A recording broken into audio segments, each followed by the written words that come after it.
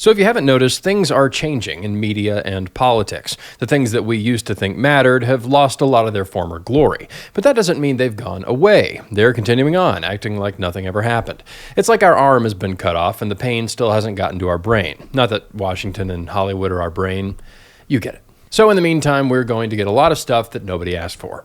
One place you can see this is in presidential politics. We used to live in a world where primary debates were a chance for candidates to break out. It at least looked that way. People watched the debates and talked about them the next day. Now the only people watching it are podcast hosts, so they can do their Who Won the Debate episode. I get it. That's why I watched it. But it was a total waste of time. First, everyone gets dressed up, stands in front of a green screen for a cringy fight promo. Tonight, candidates seeking the Republican nomination converge in California to chart a new path for the grand old party. Stuart Varney does the introductions. I'm Stuart Varney of Fox Business, and I am thrilled to be sitting alongside my co-moderators, Fox News Channel Dana Perino and Ilya Calderon, Univision. Good evening. Real embarrassing for old Univision there.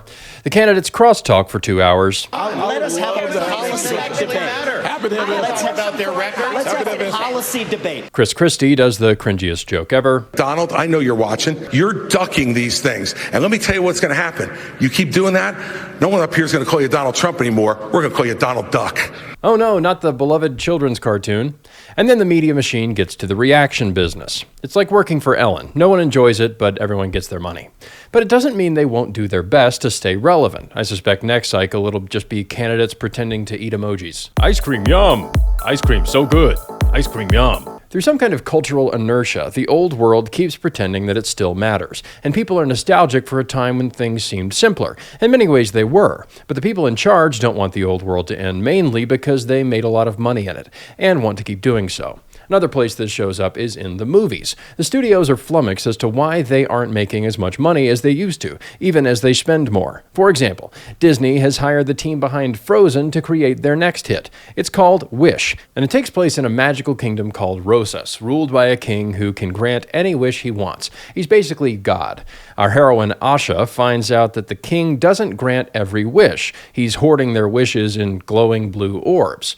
Why? Because he doesn't think that they would be best for the kingdom. What a monster. So one night, Asha makes a wish on this little emoji star, and the star starts granting everyone's wishes. Now everyone gets to be God. Of course, Goatee God feels threatened, so he tries to squash her. It's like The Incredibles with Syndrome as the good guy. A whole movie where wanting something is the only justification you need. If they want to teach that lesson, why don't they just show kids this?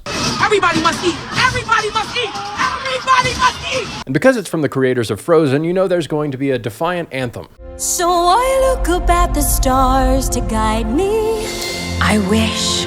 And throw caution to every warning sign. Throw caution to every warning sign. I guess it doesn't have to make sense, it just has to sound rebellious. It's easy, just mush two rebellious phrases together. I'll do it right now. Burn all your dice, seize the envelope, fly by the seat of your comfort zone. So Disney will keep making movies just like they'll keep doing presidential primaries to keep up the illusion that the system is working just fine.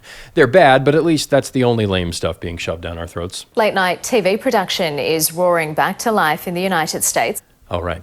The late-night shows will return on Monday. And to show just how long they've been off the air, the biggest story on their last show was Tucker getting fired. Here's what Colbert had to say about it. He called his boss a see you next Tuesday, or in this case, a see you never, Tucker. Jimmy Fallon also had some exciting stuff on his last show. I'm very excited about this. Rosie O'Donnell is on the show tonight!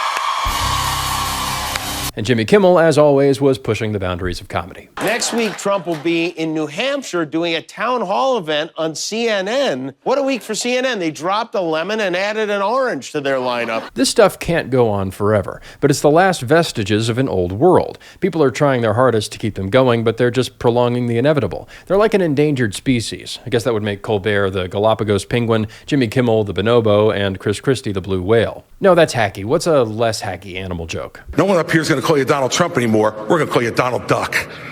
Brutal.